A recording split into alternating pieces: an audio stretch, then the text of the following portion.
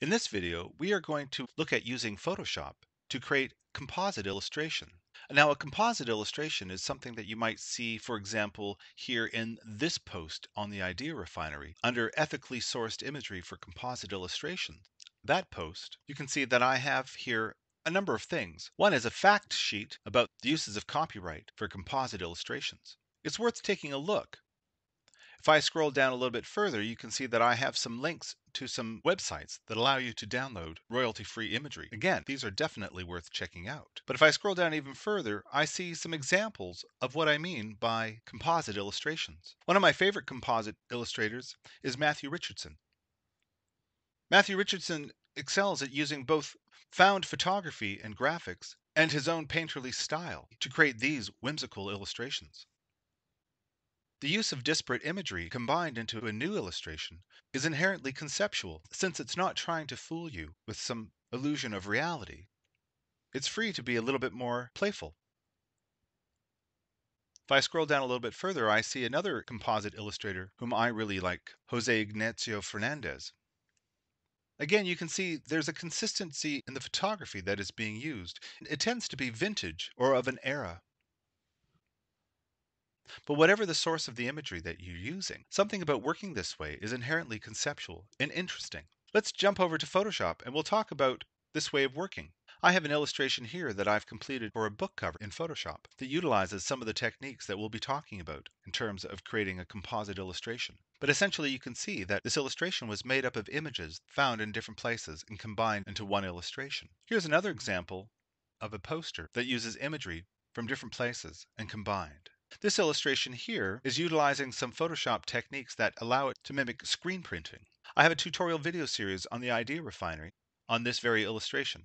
If I come back here to the Idea Refinery and search screen printing in the search field here, I will find this tutorial series, 7 videos that go into some detail about how to create this illustration.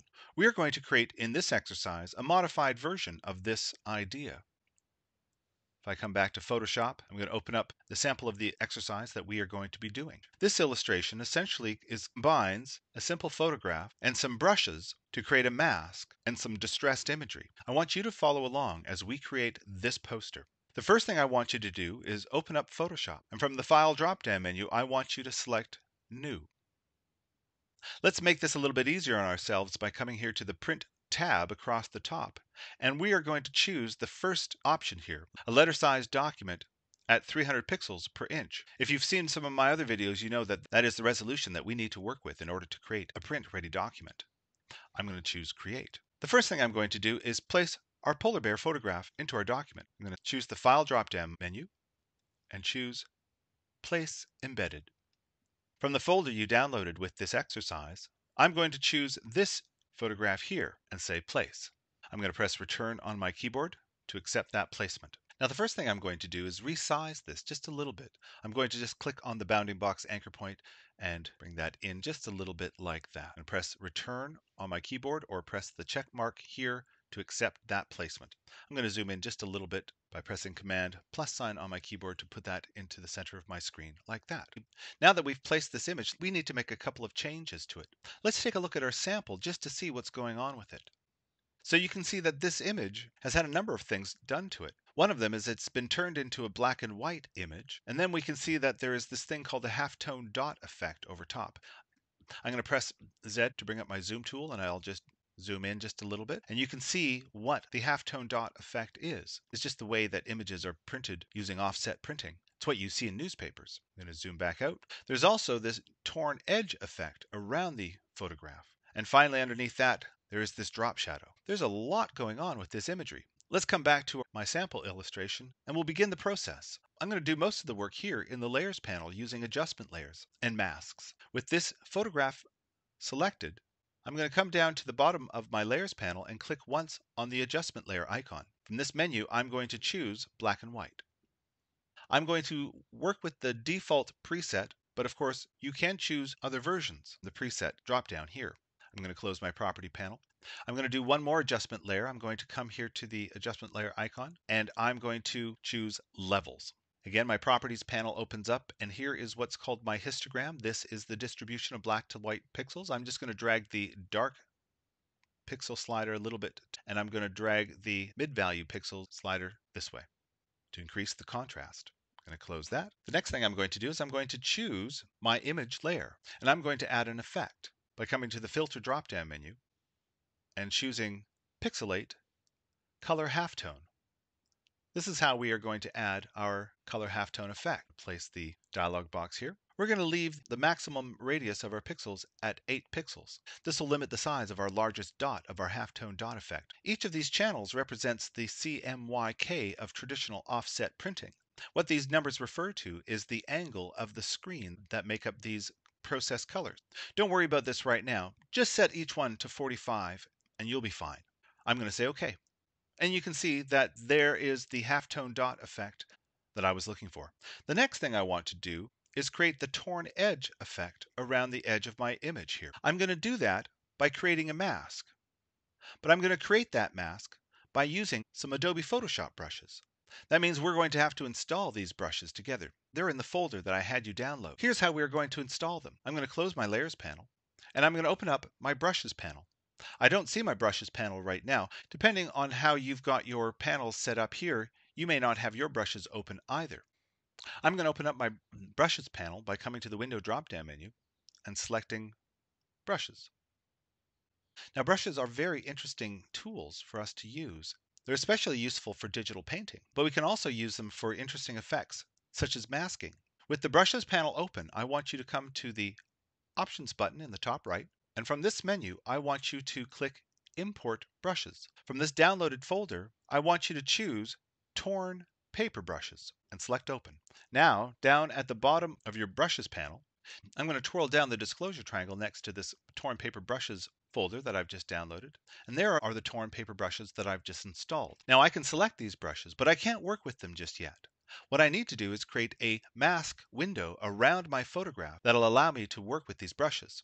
So I'm going to close this brush panel. I'm going to come back to my Layers panel. With this photograph layer still selected, I'm going to come down to the bottom of my Layers panel and click once on the Add Layer Mask icon. Now that I have a mask window around this image, I can now see how this brush is working. And now that I have my brush preview, I can see that my brush is just a little bit shorter than the image. If you have a similar situation, what I'd like you to do is resize your image just a little bit smaller. I'll come back to my brush in just a moment, but before I do that, I'm going to come back here to my Move tool and select that. I should now see the bounding box around my image, and I can now resize that just a little bit smaller. I want that to be just about 1900 pixels wide, roughly. Okay, I'm going to come back to my brush tool in my toolbox. That's this icon right here. And again, come back to my Layers panel, click on my mask window. And before I do this, I just want you to recognize that Photoshop is smart enough to recognize that now that we are in a mask window, that chances are I want to paint with black, and that's exactly what I've got here. And remember, black conceals, white reveals. As I click once with this brush, you can see that it has now created a torn paper edge. I'm going to do this one more time across the top, again using this brush to simulate that torn edge. I do want to create a torn edge on either vertical edge as well. So I'm going to make some changes to this brush. I'm going to come over here to my panel stack, and I have a panel here called Brush Settings. If you don't see your Brush Settings panel, looks like this, then you can come to your Windows drop-down menu and choose Brush Settings from here. However you open up your brush settings, you will see a window that looks like this. I want you to click once here where it says brush tip shape. It might be showing by default. I'm going to change the angle of my brush by clicking here where it says 0 degrees and typing in 90 and pressing return on my keyboard. Now you can see that my brush is now oriented vertically. And again, I'm just going to click once on the left edge and once on the right edge, like that. I now have an image that looks like it was torn from newspaper. I'm going to come back to my Layers panel. Let's take a look at what I've just done here. You can see the mask window in my Layers panel. Let's enter into that mask window just to see what's going on. I'm going to hold down my Option button as I click once on this mask in the Layers panel. And you can see the brushes that I've just put down. Again, black conceals, white reveals. But I want to do something here. What I'd like to do is select the white section in the middle of this mask so that I can use that for future layers. I'm going to come over to my toolbox and I'm going to click once on my quick selection tool and hold so that I can bring up my magic wand tool. My magic wand tool is perfect for this type of application where I just need to select a solid color. Now before I use my magic wand tool, I want to make sure that up here in my control panel, I have this option checked on, contiguous, meaning it will only select this part of the mask, not any other white parts here. I'm going to click once right here in the middle. Now you might be able to see on the screen here, there's a marquee going around that edge. I'm going to come back to my layers panel and I'm going to click once on my image thumbnail for this layer to bring it back here like that. I now have a selection going around the edge of my rough piece of paper. Let's save that selection before we do anything else so that we can load it again, which we will do very soon. I'm going to come here to the select drop-down menu and I'm going to choose Save Selection. From this dialog box, I'm going to type in edges and say OK. I'm going to come back to my layers panel and I'm going to expand my layers panel just a little bit so I can see it a bit better. In my sample illustration, you'll notice that there was a background color behind the photograph. Let's do this next. Command minus sign to zoom out just a little bit. And I'm just going to choose my layers panel. I'm going to create a new layer that sits right above that background layer by clicking once on the new layer icon. What I'd like to do is fill this layer with a light blue color. I'm going to come over here to my color picker in the bottom of my toolbox and double click the black square. From here, I'm going to choose a light blue from my hue slider here. And from my color cube, I'm going to click something in the top right quadrant to select something light but saturated. I'm going to say OK. I now have that light blue color as my foreground color. I'm going to fill this new layer with this foreground color. However, I still have this selection going around the outer edge here. If I was to fill this layer right now, it would only fill the selection that I have. In order to fill the entire layer, I'm going to have to deselect that edge. Don't worry, we've saved that selection. I'll load it again later. I'm going to come here to the Select drop-down menu, and I'm going to select Deselect. I can now, with this layer still selected, fill that layer by coming to the Edit drop-down menu and selecting Fill. From this dialog box, I want to make sure that contents say foreground color, and I'm going to say OK. But you can see I have an issue. I'm not actually seeing the blue of that layer. Let's open up our layers panel and find out why. We see quite quickly that we have these adjustment layers that are sitting above all the other layers. And remember, adjustment layers affect all the layers below them. But there is a way that allows us to limit these effects to certain layers. For example, this black and white layer right now, I would like it to be limited to just the layer below it and not affect this layer here. To do that, I'm going to take my cursor and position right in between these two layers, the black and white layer and the layer below it. With my cursor positioned right in between, I'm going to press the Option button on my keyboard, Alt on a PC. And what that's going to do, it's going to limit the black and white adjustment layer to only the layer below it when I click. And now you can see from this icon that this adjustment layer is only affecting this layer below it. I can do the same thing with the levels layer above that. If I position my cursor right in between those two layers and hold down my Option button and click, now that levels layer is only affecting this layer as well. Now this isn't looking too bad if I zoom in, but you can see that we are missing something. If I take a look at my sample illustration, you can see that the decal edge of that paper actually shows a little bit of white in certain areas. This is what you would expect to see if you tear a piece of paper. If I come back here, you can see that I don't have that decal edge. We're going to have to put that in ourselves. I'm going to click once on this layer just below my photograph, the blue layer. And I'm going to create a new layer above that by pressing the new layer icon right here. I now have another layer here. This would be a good time to start naming our layers. I'm going to double click where it says layer 2 and I'm just going to type white edge. Press return. Now with that new layer named and selected, I'm going to load the selection that we had earlier saved by coming to the Select drop-down menu and choosing Load Selection. From here, I'm going to choose edges, and I'm going to say OK. And you can see that that edge has now been loaded. I'm going to again come back to my layers panel. I'm still working here within the white edge layer.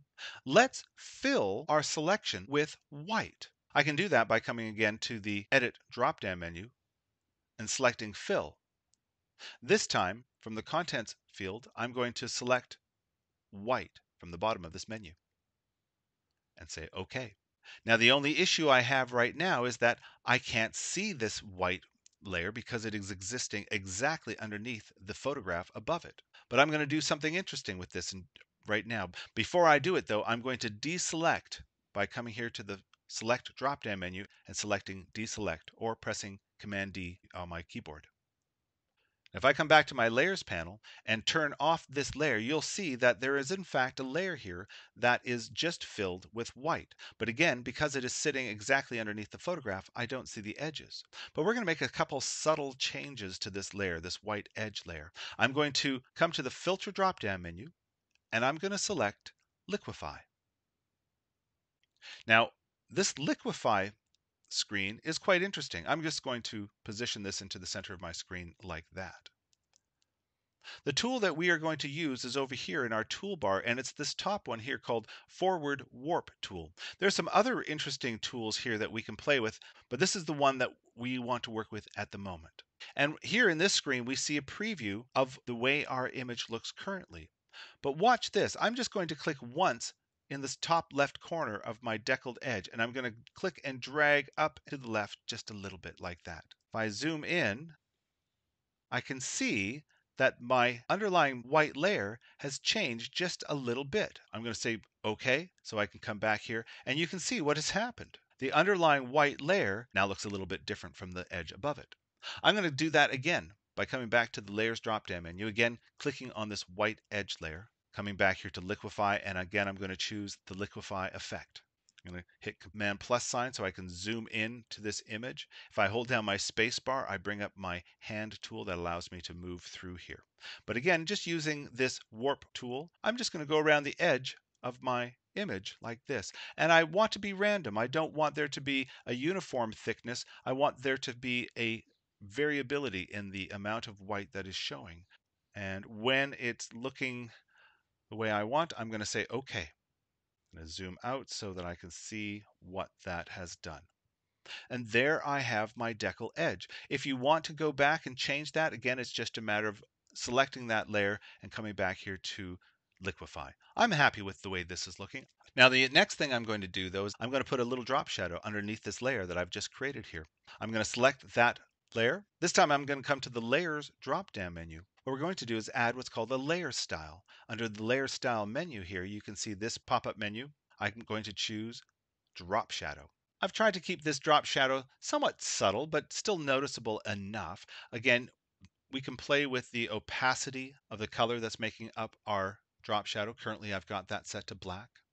The distance here determines how far away from the original object that drop shadow goes. I'm going to leave it at something like that. The spread, I'm going to keep that at a very low value. And the size refers to how soft the edge is on this drop shadow. I don't want it too soft. I want there to be some distinction. Something like that looks good. Once you have it looking the way you want, you can press OK. I'm going to zoom out, Command minus sign. Now, if I come back to my sample illustration, you'll notice that the image has a slight tilt to it. If I come back here, I have a bit of an issue because these elements are separate layers here, meaning that if I try to rotate anything, they won't move together. I'm going to press Command Z to undo that. What we need to do is group our layers together so that this image, the underlying white decal edge, and the drop shadow all move together. I'm going to come here to the Layers drop-down menu, and I'm going to choose all the layers that make up this image, including the adjustment layers. Levels, I'm going to hold down my Shift button and choose the black and white adjustment layer below that. Again, holding down my Shift button, I'm going to choose the photograph layer and also finally the white edges layer. With those selected, I'm going to come to the bottom of my layers panel and I'm going to click once on this folder icon. And that has created a group out of those selected layers. I'm going to double click where it says group 1 and change that to polar bear. Press return. Now that those layers are grouped, I can rotate this entire image If I take my cursor and hover over the top right bounding box anchor point, I can click and drag and rotate like that. The only thing that remains is putting in the type, which is easy enough. By coming here to the toolbox and clicking on my type tool, I can click and type out my word, double click that, change that to white.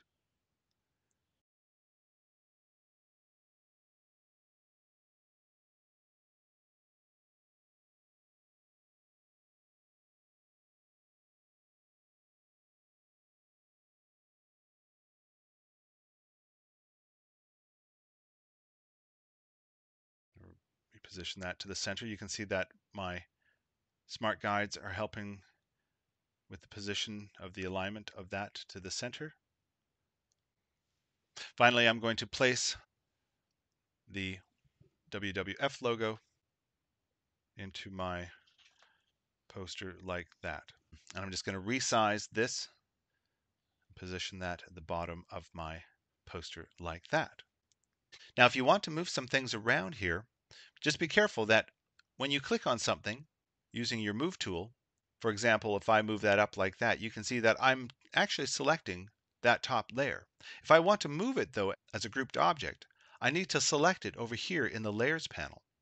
Here, I'm going to click on the group polar bear, and now I'm going to use my up arrows to position that higher in my document. I'm going to zoom in. I'm now going to select these items by holding down my shift button, moving them up as a group. Once you are done, I want you to come to the File drop-down menu, select Export, Export As, and export this as a Jpeg.